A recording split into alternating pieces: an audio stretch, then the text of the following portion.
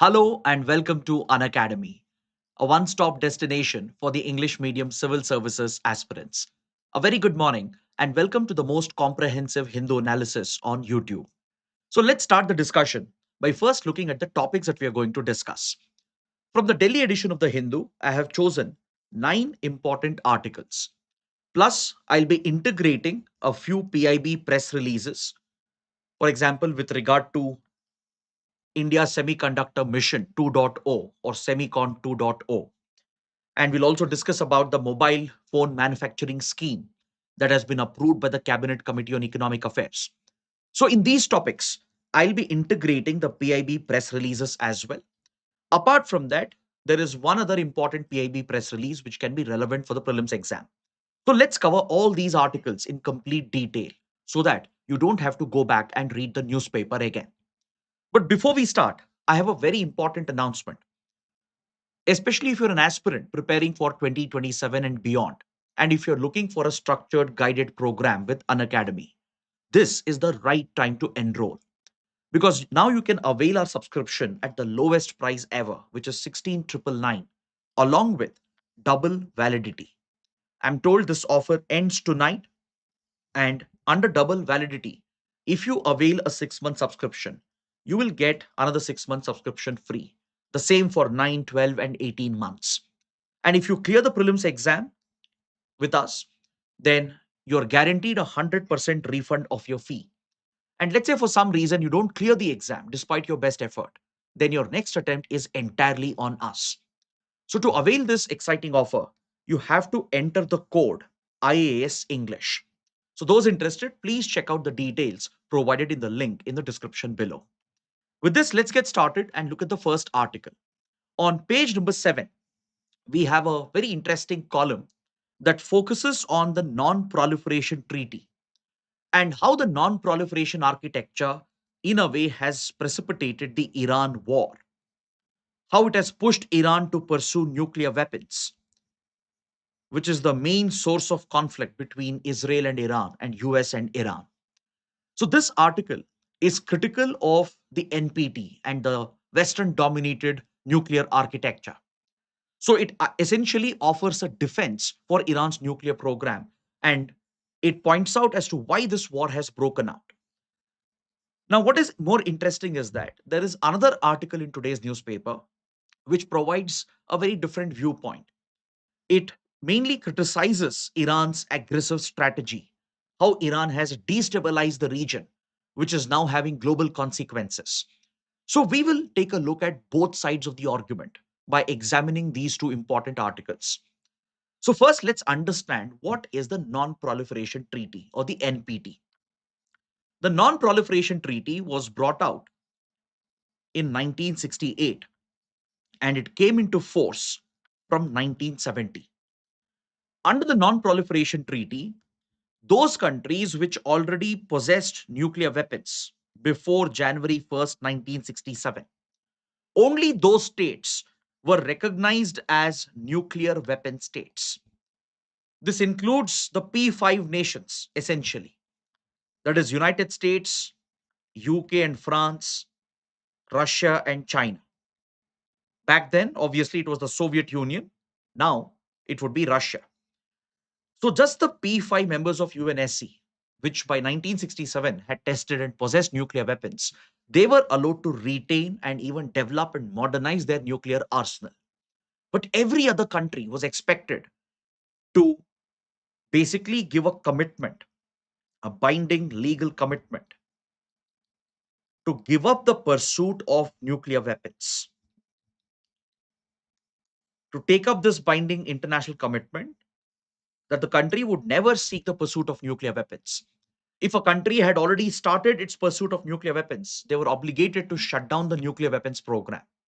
Some countries were okay with it. They were willing to contribute to global non-proliferation efforts. But as you can see, this treaty essentially created a hierarchical system. It created a world of haves and have-nots, where few major global powers would not only retain their arsenal, but they would expand it, they would modernize it, whereas the rest of the world would be deprived of it. In return, they were offered civilian nuclear technology.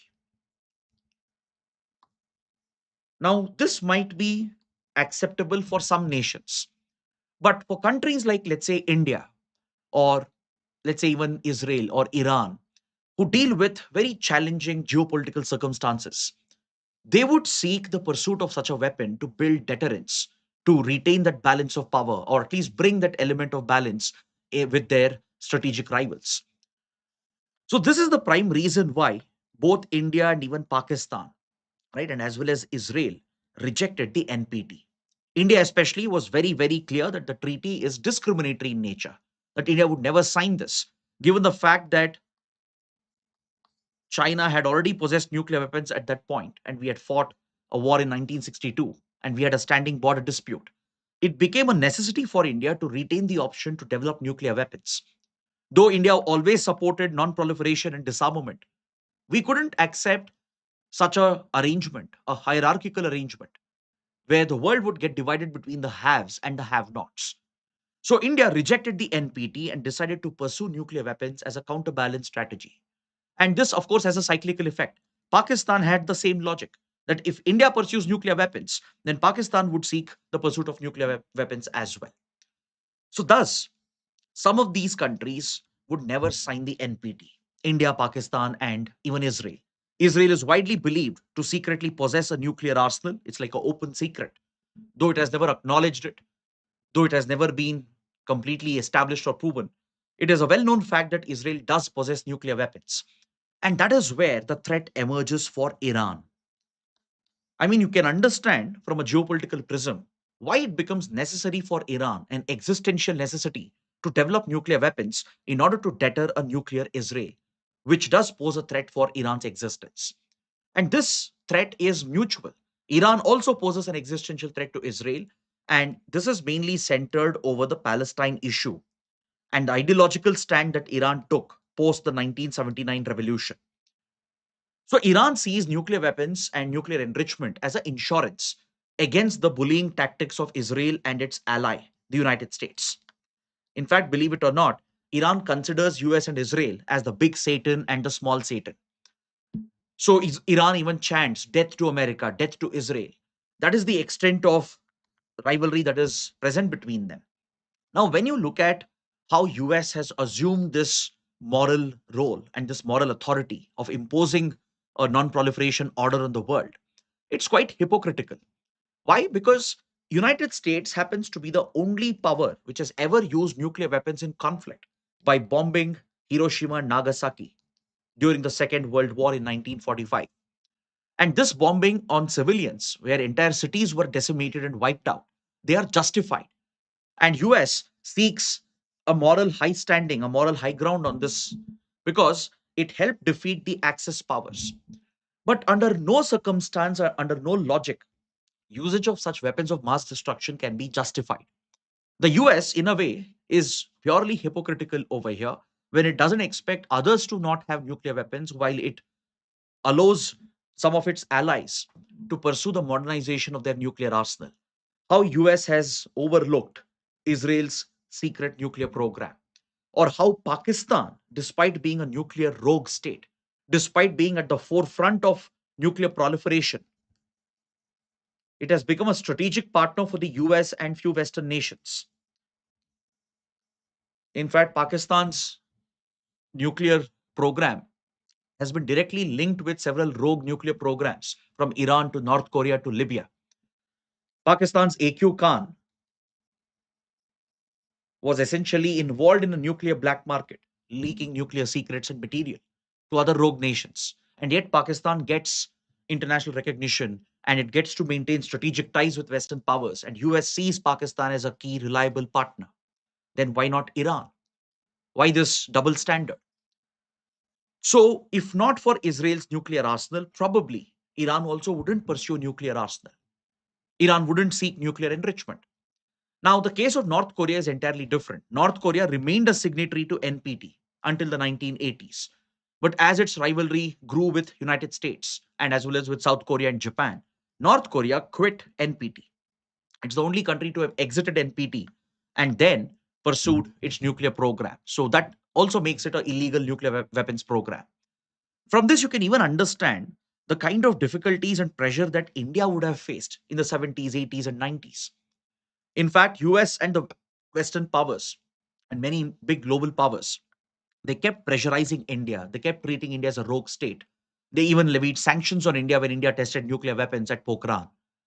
And in fact, the entire nuclear export control regime, which you see today, the NSG, was designed to prevent countries like India from accessing nuclear material and nuclear technologies.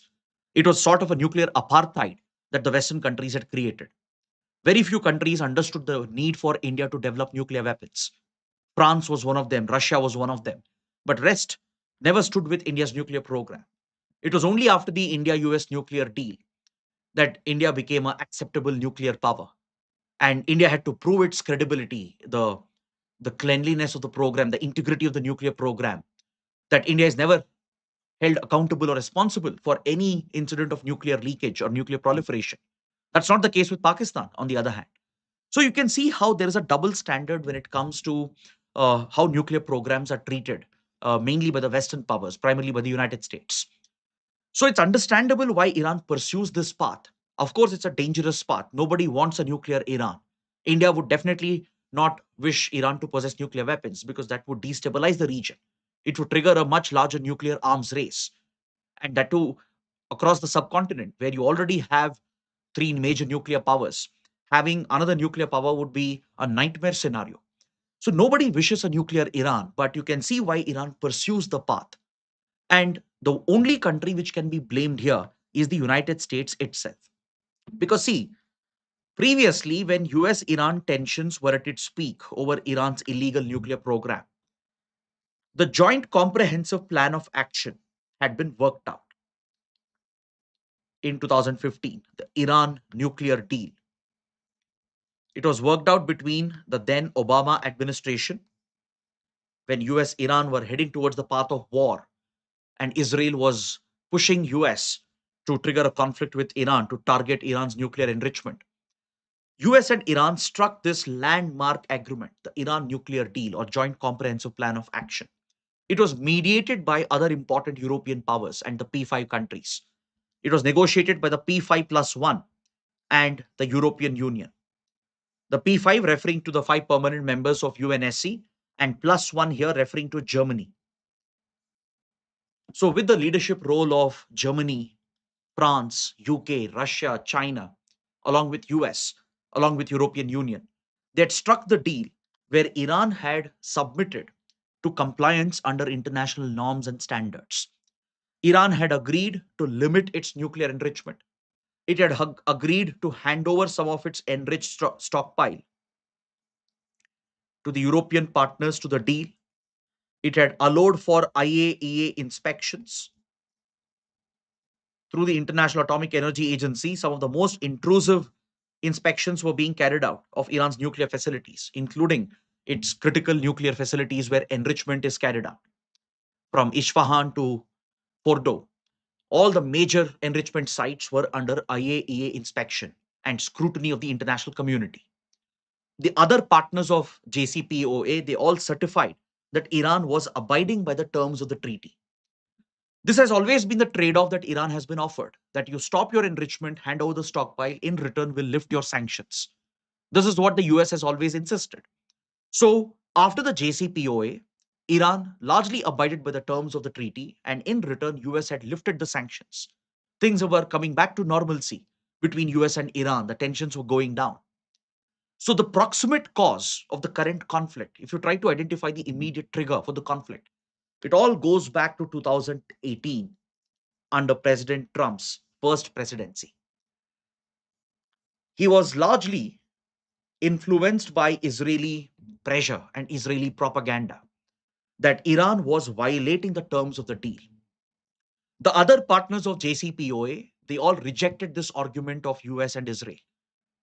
France, Germany, even China and Russia and European Union, they certified that Iran is abiding by the terms. Why? Because IAEA inspectors had full access to Iran's nuclear sites. Iran was scaling down its enrichment, staying within the limits prescribed by the treaty.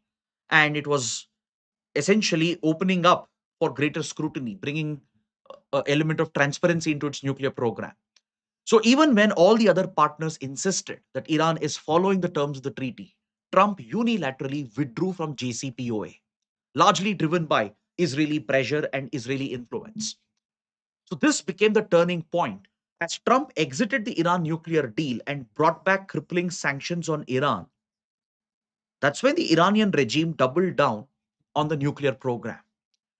Iran also started violating the terms of the treaty from 2019 onwards.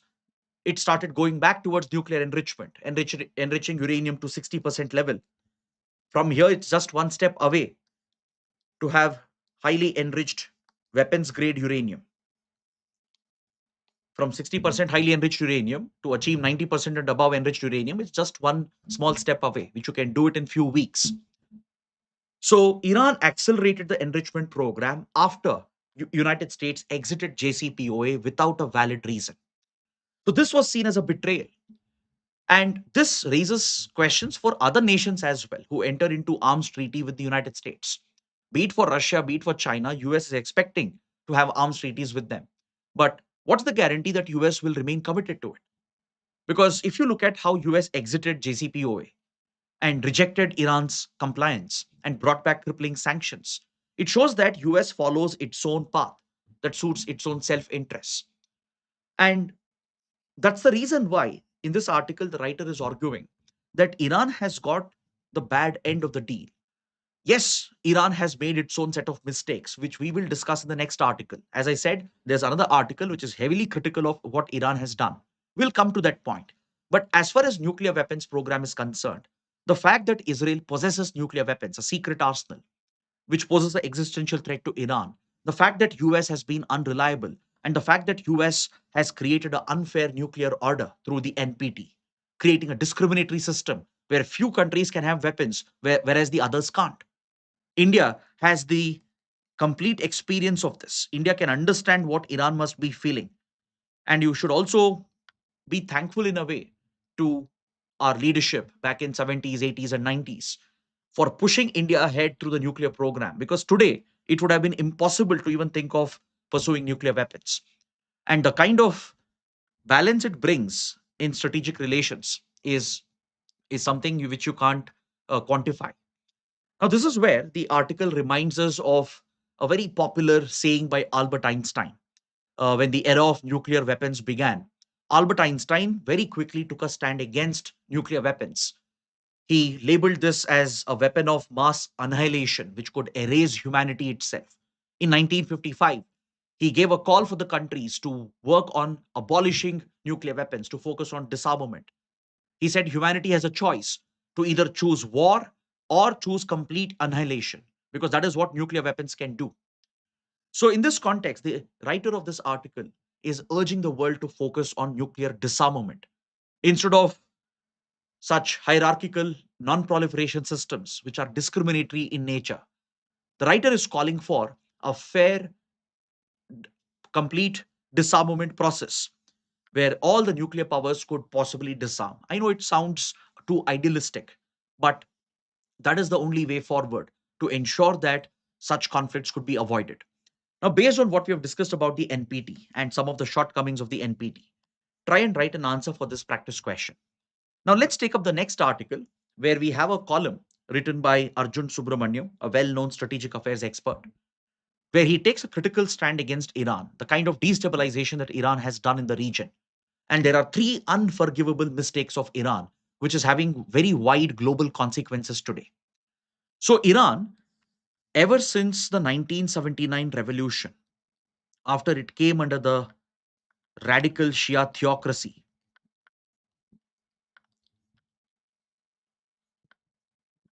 and turned its ideological opposition towards Israel, calling for the destruction of Israel, and the kind of policies and strategies it followed that you get to see even today.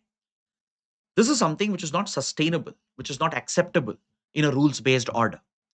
The first big mistake of Iran is the cultivation of covert proxies, where it has blatantly promoted extremism, where extremist outfits across the region have engaged in violent acts of terrorism, targeting innocent civilians as well. Be it Iran's sponsorship of Hezbollah, Hamas, Islamic Jihad, and the Houthis. Across the West Asia region, Iran has created this so called axis of resistance.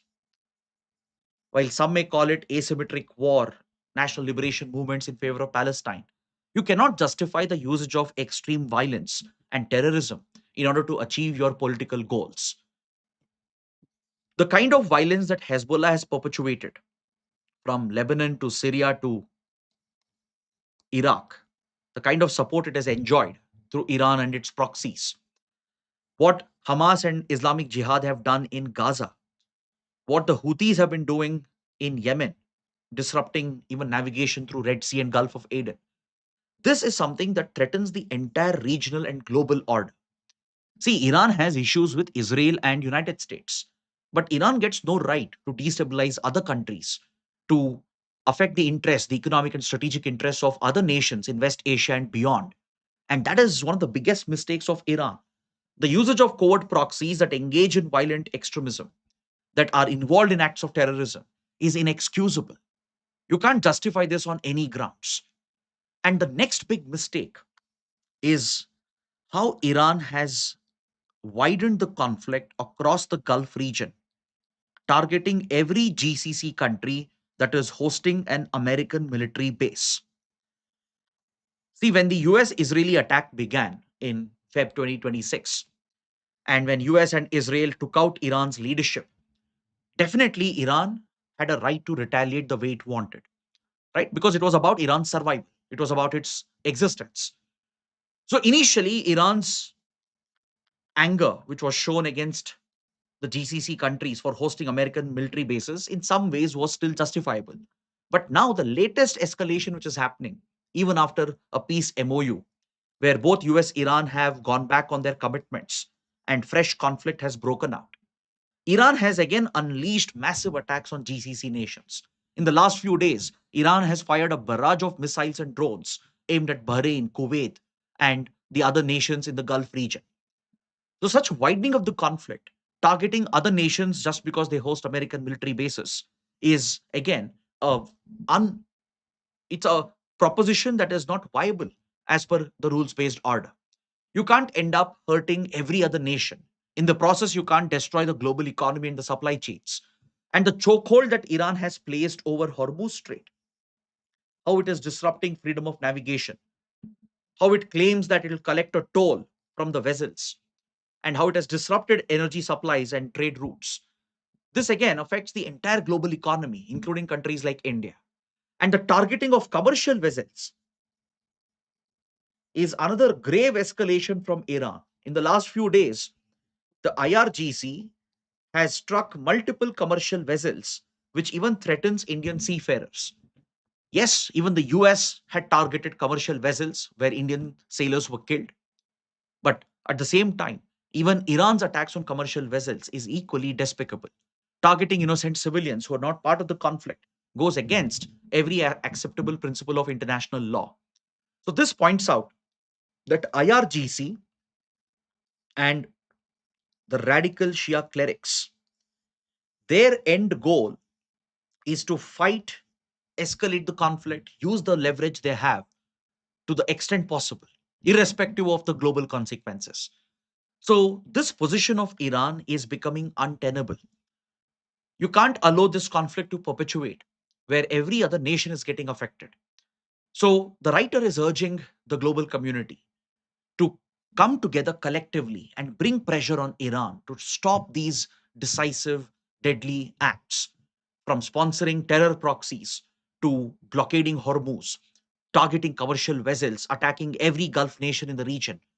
For this, only collective pressure can work. That's the reason why, though India enjoys a decent relationship with Iran, India has seen Iran in the past as a strategic partner for trade, for connectivity, for investments, for counterterrorism. Despite that, India was forced to co-sponsor a resolution at the UN where we condemned Iran's attacks on GCC countries earlier in March 2026. So the writer is calling upon the global community to bring collective pressure on Iran, diplomatic pressure, to push Iran back from these decisive acts, deadly acts, which is making the West Asia region all the more volatile. As I said, it is a decisive debate, right? It's a very strong topic where you can take either of the sides. I think these two articles provide you both the perspectives as to why Iran has pursued nuclear weapons, the mistakes of Israel and US. At the same time, the mistakes committed by Iran, right? So, based on what we have understood, please take up this mains answer writing question.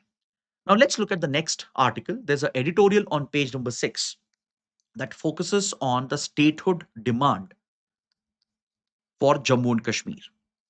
You must have heard that Jammu and Kashmir based political parties, including the current ruling party, the National Conference, led by Chief Minister Omar Abdullah, they have called for a massive protest at Jantar Mantar against the union government for failing to fulfill the promise of restoring the statehood of Jammu and Kashmir. So let's quickly examine this particular topic. In 2019, the then state of Jammu and Kashmir was reorganized into two union territories, into the Union Territory of Jammu and Kashmir and the Union Territory of Ladakh. Ladakh would be a union territory directly administered by the center. J&K would have its own legislative assembly, similar to the Union Territory of Delhi or Puducherry, for example. So, two union territories were carved out as the special status of J&K under Article 370 was abrogated. With the abrogation of the special status, J&K was split and reorganized into two union territories. Now, this was the first time that a state had been downgraded to a union territory. So, this is a question of federalism. It's a question of center state relations. It's a question of rep, uh, fulfilling the aspirations of the people. Ever since, the people of J&K have hoped that statehood would eventually be restored. That's what the government leaders have promised as well. When J&K went into elections in 2024, nearly 5 years after these changes were made, the Prime Minister had promised to the electorate that eventually J&K statehood would be restored. The Home Minister as well, during the election period, had promised to the electorate in J&K that statehood would be restored. And more importantly, in December 2023, the Supreme Court, which reviewed the decisions related to Article 370 and the reorganization of J&K, it upheld the constitutionality of these changes. The Supreme Court, in this landmark case, where these changes were challenged on constitutional grounds, it upheld the constitutionality of abrogation of Article 370 and the reorganization of J&K. But however, the Supreme Court directed the center to hold immediate elections within the prescribed deadline of September 2024. So roughly a 8-month timeline was set by the Supreme Court to hold the promised elections to the new Legislative Assembly of the Union Territory of Jammu and Kashmir. Because the center had been delaying these elections, right? Until 2023, there were no signs that the center was keen on holding elections to the promised Legislative Assembly. Until then, J&K was administered directly by the center, which goes against the spirit of federalism. So the Supreme Court intervened in this case, though it upheld the constitutionality of these changes. It placed a clear deadline for the central government to hold elections by September 2024, ensure that there is an elected government in place. At the same time, the Supreme Court also urged the central government to restore full statehood. But however, the Supreme Court did not prescribe a deadline. No timeline was prescribed for this, but the Supreme Court pushed the central government that eventually full statehood will have to be restored.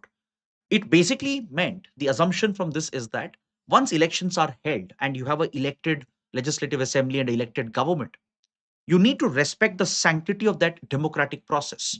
You need to respect the sanctity of the elected institutions.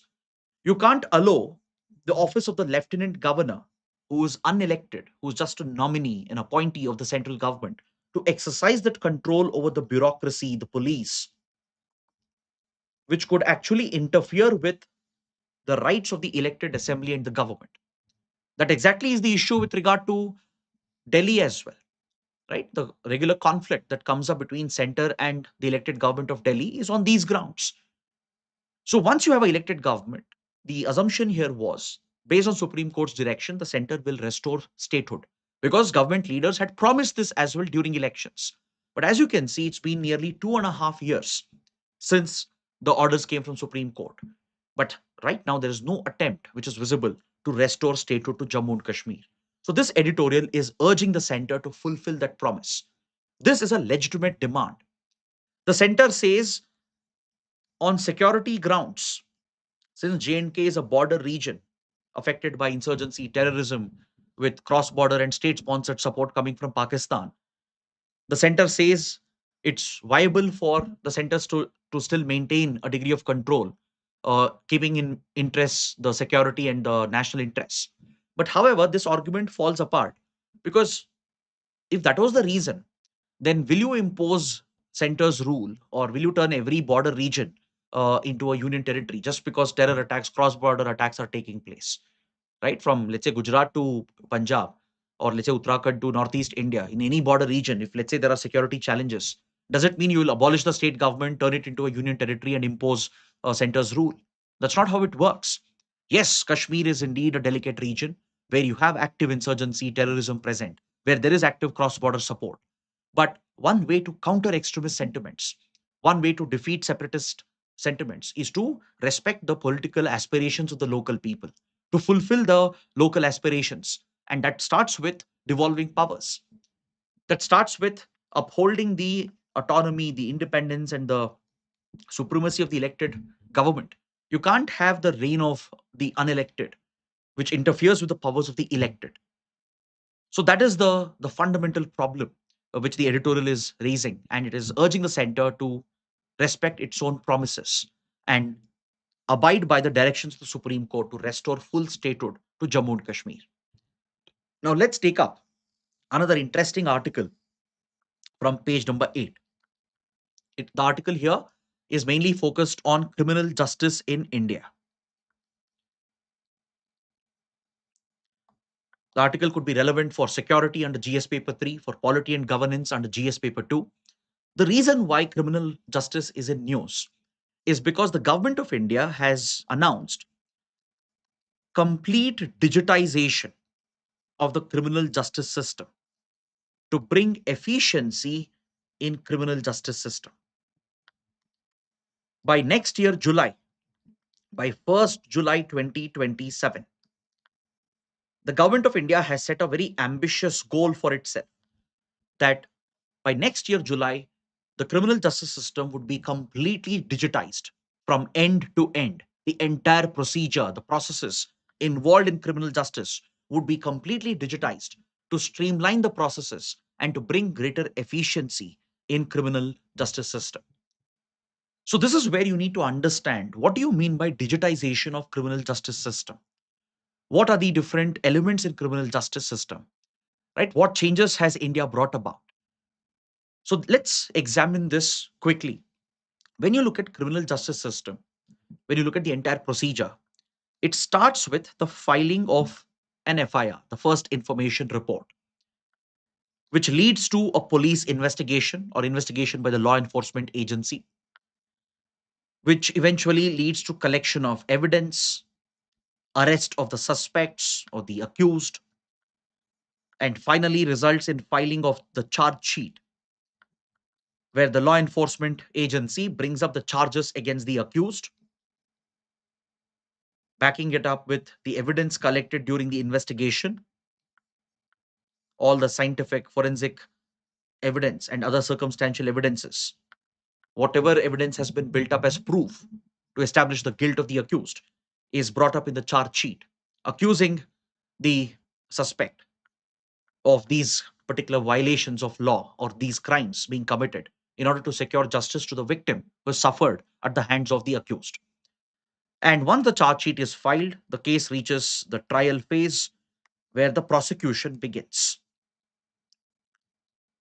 where the case is prosecuted.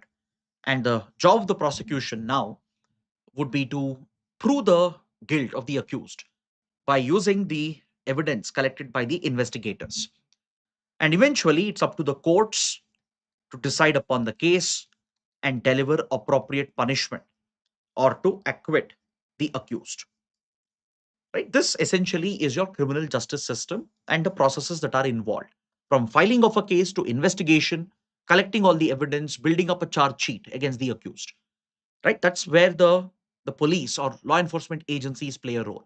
Then comes the prosecution, the trial where the case reaches the court, and the prosecution will have to prove the guilt of the accused based on the evidence collected. Now, this entire process will be seamless, integrated, and digitized in order to bring efficiency into the entire system. Since this is a time consuming process, since there will be hundreds and hundreds of documentations involved, when everything is done manually, there are high chances of mistakes being made, which eventually leads to delay in the system, which delays justice delivery, which affects the victim as well, which affects the accused as well. So, to streamline this process, to bring that efficiency into criminal justice, digitization is being promoted. Recently, India has brought out new set of criminal laws, replacing the old colonial era legislations. For example, the IPC, the Indian Penal Code, has been replaced with Bharatiya Nyaya Sanhita. The CRPC, the Criminal Procedure Code, has been replaced with Bharatiya Nagarik Suraksha Sanhita. Even the Indian Evidence Act has been replaced with the Bharatiya Sakshya Adhiniyam. So the new criminal laws of India, they provide for a transformative reformed approach. Now, when you look at criminal justice system, right, you know the stakeholders. It involves the police, the courts, the forensic investigators, etc. Now, from end to end, you need a streamlining of this process where the documentation is completely paperless and digitized. So the government of India has even launched a cloud platform for hosting all the digitized work of the government. It's called Meghraj Initiative. I don't know how many of you have heard about this. This is the government's cloud service platform established by the NIC, the National Informatics Center. So Meghraj is the cloud service platform of the government where all the cloud services are provided for all government departments and agencies. And the criminal justice system will make use of the same cloud infrastructure to digitize the entire process of law. Now, when you look at what happens in the criminal justice system, right? Whenever a case comes up, or there are different interests that are involved. One is, of course, the interest of the victim, which is the topmost priority. A victim who has suffered from a crime deserves justice, and the victim would like to see the criminal be punished, not as a form of retribution, right? Because the retribution has no place in modern democratic society. The focus here is on reformation and securing justice to the victim. So the victim has a certain interest. At the same time, the accused, who may or may not be the criminal, also has a set of rights. We don't live in dictatorial theocratic states, or we don't live in medieval times, right?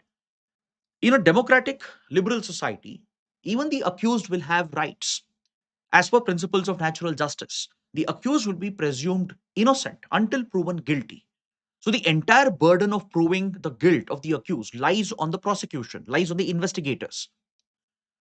Now, when you look at criminal justice system across the world, there are two types that exist. There are few countries which are common law countries. There are few countries which are civil law countries. Common law provides for the adversarial system, which means this is entirely based on judicial precedents rather than on codified rules and laws. Based on judicial precedents, accordingly, cases are heard and justice is delivered. So, this is where the accused gets a chance to be heard, where the right of the accused is also protected along with the right of the victim. Even the society will have a few rights when it comes to crime. So, under common law, where judicial precedents are strictly followed, the principles of natural justice are prioritized, which includes presuming that the accused is innocent until proven guilty, giving the accused a chance to be heard, to be represented. On the other hand, in civil law countries, the whole justice process is governed by a set of rules and laws that are codified. And here the judge will play a very important role in inquiring into the case. The judge will interpret those laws. So India's criminal justice system is a mix of both, right? Indian judiciary, as you know, relies on judicial precedents, which is seen in common law countries. We also have a set of laws, rules that are codified, where the judge inquires and interprets into the laws that are provided for. So India has a mix of both common law and civil law features. Now, when you look at the recent reform that the government has pushed into the criminal system, the upgradation of the colonial laws is indeed a very, very big milestone. It brings a new attitude, a transformed approach towards criminal justice. Right now, the focus is on reformation of the criminal, not on retribution, not on revenge. The system gives a chance for the accused as well, prioritizes individual rights, the individual rights of the victim, and as well as the individual rights of the accused. More than the state, the individual rights are prioritized. So, digitization will go a long way in streamlining this entire process, and it will bring more efficiency into our criminal justice system. So, the writer is very hopeful about this push that the government is giving. See, right now, according to the National Crime Records Bureau, the NCRB, which maintains all the crime related data, in around 46% of the FIRs, digitization has been achieved. When cases move to the court, you can see that at least in 46% of cases, to a very large extent, digitization has already been achieved. So, in another 1 year, if the government can manage to achieve 100% digitization in criminal justice system, this will significantly improve the delivery of justice. It will also secure the rights of all the stakeholders, including the victim, the accused, and the society and the state.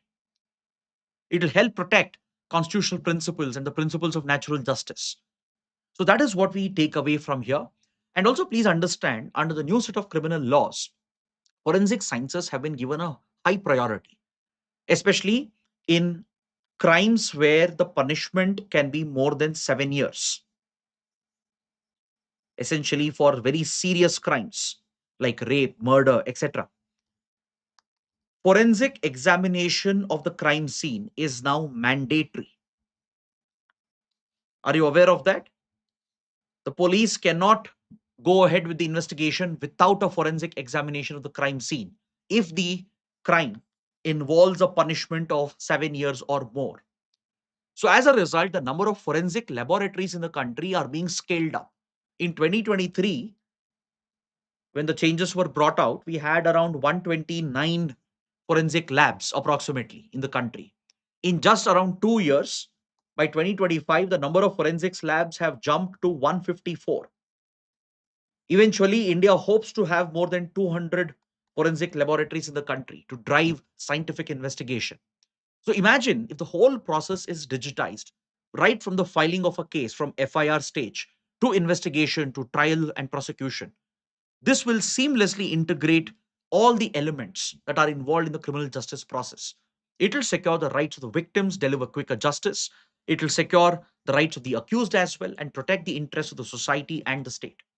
So that is what we learn from this important article. Coming to the next article on page number 10, it refers to border security between India and Bangladesh. See, India Bangladesh border security is one of the most important topics under internal security. Why? Because we share the longest land border with Bangladesh that stretches to 4,096 kilometers. This is India's longest land boundary. Now, this border is also highly porous because there are many natural gaps in the border. For example, if you look at the borders towards Meghalaya, Assam, Tripura, in these stretches of northeast India, the border with Bangladesh is very remote, densely forested, also hilly and mountainous. Towards West Bengal, you find villages and densely populated areas present right along the border. Then we have 54 transboundary rivers that cut across this border, creating riverine networks, which makes it very difficult to secure these boundaries and patrol the border. right? Plus, we also have a coastal mangrove tidal ecosystem at Sundarbans, which is a shared ecosystem between India and Bangladesh. As you know, Sundarbans is not just a mangrove reserve, right? It's a UNESCO World Heritage Site. It's a national park, a tiger reserve, wildlife sanctuary. It is a Ramsar site of international, a wetland of international importance. So the ecological importance of Sundarbans cannot be stressed more.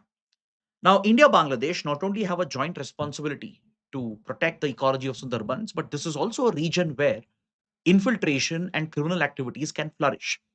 Because when you have such gaps in the border, when the border becomes so porous because of mountains, forests, the remoteness of the border, the rivers that are flowing through, and the kind of ecosystem which is present, it becomes very hard for the border guarding forces to secure these boundaries or to patrol these boundaries. Now, the designated border guarding force under the One Border, One Force policy is the BSF, the Border Security Force. Post Kargil War, India streamlined its border management based on recommendations of the Kargil Review Committee. And as per recommendations of Kargil Review Committee, we introduced the One Border, One Force policy, where every international border is secured by one security force. So BSF secures the border with Bangladesh. The entire Bangladesh border is secured by BSF. Similarly, the entire border with Pakistan is secured by the BSF.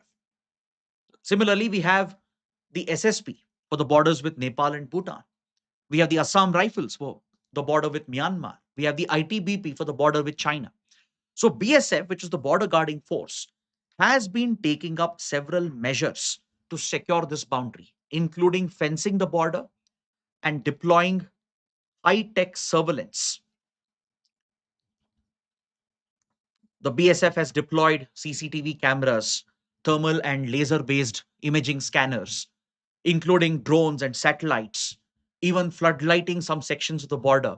All these measures have been taken up to improve our border monitoring and surveillance and step up our patrolling as well to tackle illegal migration, infiltration of extremists, to tackle organized crime. Because this border sees all kinds of security threats from drug trafficking to arms trafficking to human trafficking to cattle smuggling to illegal migration, cross border movement of insurgents and terrorists. So securing this border is one of the top priorities. So a large section of the India-Bangladesh border has now been fenced and high-tech surveillance has been deployed. But now one big gap remains in Sundarbans because of the topography, the terrain, and the geographical challenges that are present here. It has become very difficult for BSF to patrol the border present along the Sundarbans stretch. Though it is not historically used for illegal migration, it is widely used by organized criminal cartels to pump drugs, arms, and other contraband into India. So, stepping up maritime patrolling is also equally important to dominate the tidal swarms and the estuaries and the mangrove forests that are present over here. That is why the BSF has begun a technical mapping exercise. It has started a initial feasibility study. There is a 90-kilometer stretch which remains completely unfenced. But of course, there are ecological concerns. Almost 71 kilometers of this stretch falls under a protected area, as Sundarbans is a national park, tiger reserve, and a wildlife sanctuary. So BSF is consulting with all stakeholders, including the local communities, including the local businesses which might be affected. Right? It's consulting with various central agencies as well, including the Environment Ministry, and it is taking up this border fencing plan to fence the stretch of the Sundarbans as well. And it will also develop maritime capabilities, coastal capabilities to step up patrolling in the tidal swarms and the estuaries that are present along the coastline. So these are the border security measures being taken up by the BSF. Now, coming to the prelim section, let's take a quick look at the small articles in today's paper. Yesterday, the Cabinet Committee on Economic Affairs, which is one of the most important cabinet committees, it is chaired by the Prime Minister. The CCEA met and it has approved several key projects which can have very, very big implications. One of the most important project approved or the most important initiative which has been approved is the India Semiconductor Mission 2.0. Along with that, the government, essentially the CCEA, has approved the mobile phone manufacturing scheme. It has approved a support scheme for urea industries in the country, and as well as a couple of important national highway projects which align with the goals of PM Gati Shakti National Master Plan. So let's quickly examine these projects one by one and these initiatives one by one. See, under India Semiconductor Mission, the first phase or the first edition that was launched, the government had set aside 76,000 crores in investments. The goal was to promote semiconductor fabrication in India to achieve domestic manufacturing of semiconductor chips, reduce our import dependency, and achieve a degree of self reliance in critical technologies like semiconductor chips. And the goal here was to encourage the private industry to attract foreign investments and build those domestic capabilities by creating an incentive model. Now, after the successful implementation of the first edition of India Semiconductor Mission, the government is now launching Semicon 2.0, also known as India Semiconductor Mission second edition or 2.0. See, under the first edition, it was primarily Tata Group which has taken the lead role with support from the government to drive investments into semiconductor fabrication in India. Now, the government has a much bigger ambition. Under Semicon 2.0, a capital outlay of 1.27 lakh crore is being provided, through which incentives will be offered for chip manufacturers in India. So, private industry and foreign investors will receive that support to drive domestic chip manufacturing capabilities in the country.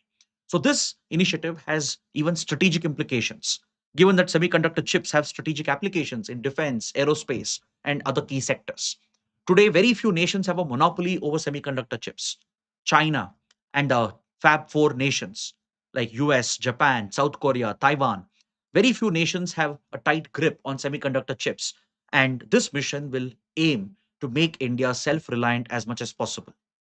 Next, we have the mobile phone manufacturing scheme to incentivize the domestic mobile phone manufacturing industry, to reduce import of mobile phones and promote domestic production. In this incentive scheme, the government is providing incentives of 2.5 or 2.25 to 5% for those who produce domestic mobile phones in India. They will enjoy additional incentives if they procure raw materials from Indian suppliers. They will enjoy additional incentive if they invest in R&D. The overall goal is to ensure that India becomes the global hub for mobile phone manufacturing. Ensure that India can even export mobile phones, which we are already doing, to scale up exports of mobile phones and meet the domestic demand and generate jobs. This is expected to create at least 60,000 jobs directly, which will benefit the youth. So, this is one of the most ambitious initiatives that has been approved with a budgetary outlay of 62,000 crore rupees. 62,500 crores have been approved for this initiative.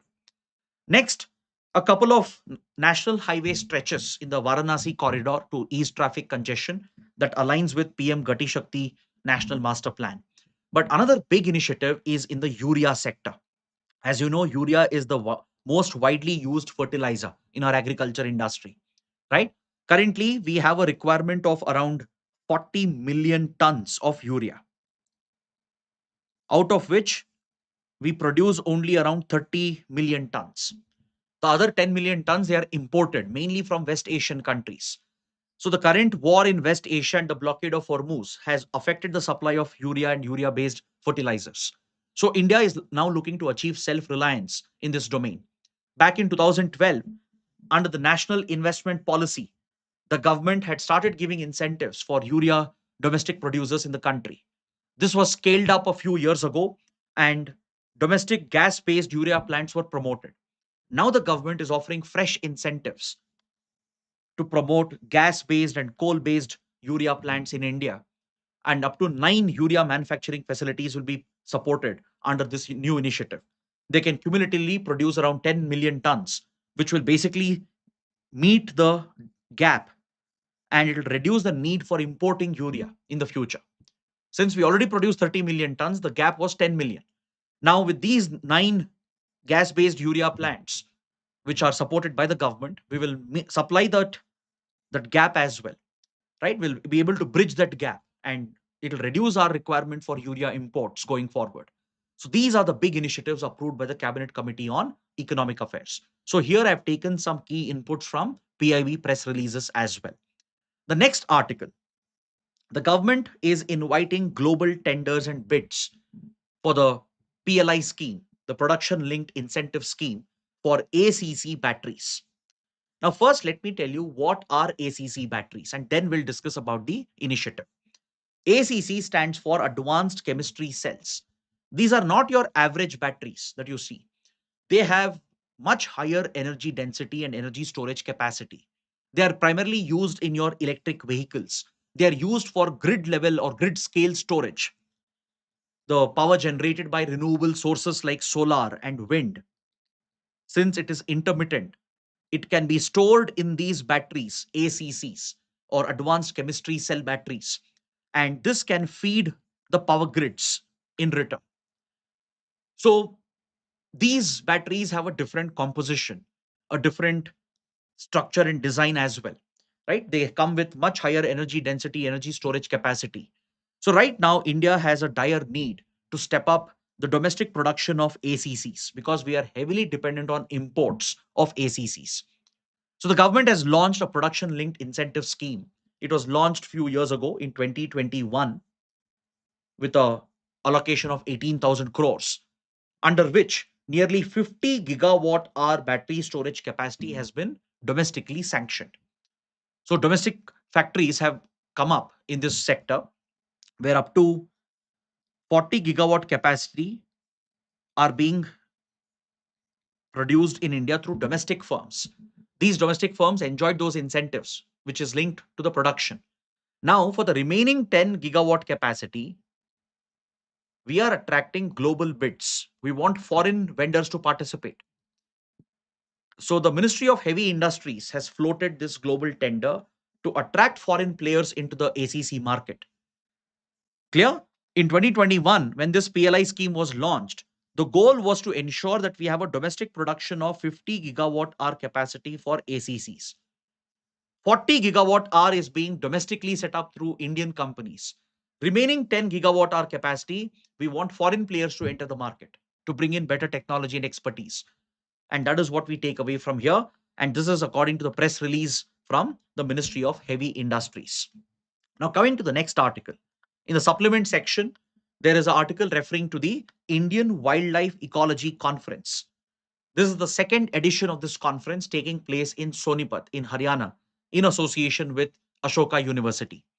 Now, this conference is quickly emerging as India's leading conference in the field of environment conservation and biodiversity protection. The first edition of this conference was held in 2024 in Bengaluru. It was hosted by the National Center for Biological Sciences. It's a conference which brings together the government entities, NGOs and civil society, and academia, research institutions, etc. So it's a cumulative effort where civil society and NGO organizations, foundations such as Nature Conservation Foundation, they're all coming together along with academia. The second conference being held in Sonipat is held in association with Ashoka University. The previous edition, the first edition in Bengaluru, was held in association with the National Center for Biological Sciences. Even the Wildlife Trust of India is one of the key participants in organizing the Indian Wildlife Ecology Conference. So please make a basic note about the facts related to the Indian Wildlife Ecology Conference. So it's a conference, a national level conference that brings together government and non-state, that is NGO and think tanks and academia and research institutions together to focus on environmental issues and wildlife protection. Next, another article on the supplement page related to environment and ecology. It refers to China's Great Green Wall. All of you would have heard of China's Great Wall, right? But have you heard of the Great Green Wall? See, in China's northern parts, particularly in the Gobi Desert, China has been facing a massive threat due to desertification. As you know, as land degrades, when a land is devoid of vegetation, right, it is exposed to natural elements like wind, rain, water, etc. This could kick up wind storms. and it contributes to air pollution. It also expands the desert area. So China was facing a very, very serious challenge in the northern parts across the Gobi Desert with regard to the expanding desert area. So back in 1978, China launched this mega program to increase the vegetation in the rim areas of the Gobi Desert, to create a green cover, a forest cover, to plant vegetation all across the rim areas of the Gobi Desert to arrest the desertification process. So it's been going on for decades together. It's like a 50-year program. And today, China has achieved a very successful outcome. This green cover across the northern parts covering the Gobi Desert's rim is now referred to as the Great Green Wall of China. So this is a lesson for other countries to combat desertification. Now, coming to the PIB section, there is another important press release in yesterday's section. The President of India inaugurated the Saushrutam 2026 International Conclave. It's an international conclave focusing on medicine, surgery, Ayurveda, and alternate traditional forms of medicine. It is marked or celebrated on the occasion of Sushruta Jayanti, which pays tribute to Sushruta, the legend of Indian surgery, considered as the father of Indian surgery. So it is organized by the All India Institute of Ayurveda in New Delhi. It's an international conference on medical sciences, on surgery, etc. And it pays tribute on the occasion of Sushruta Jayanti to the contributions of Acharya Sushruta, considered as the father of Indian surgery. Right? Centuries ago, Acharya Sushruta is said to have pioneered advanced forms of complex surgeries, including plastic surgery, and as well as cataract surgery, treatment of tumors, etc. So, this conclave, organized by India through the All India Institute of Ayurveda, promotes India's rich tradition that focuses on healing through scientific methodologies linked with Ayush forms of medicine.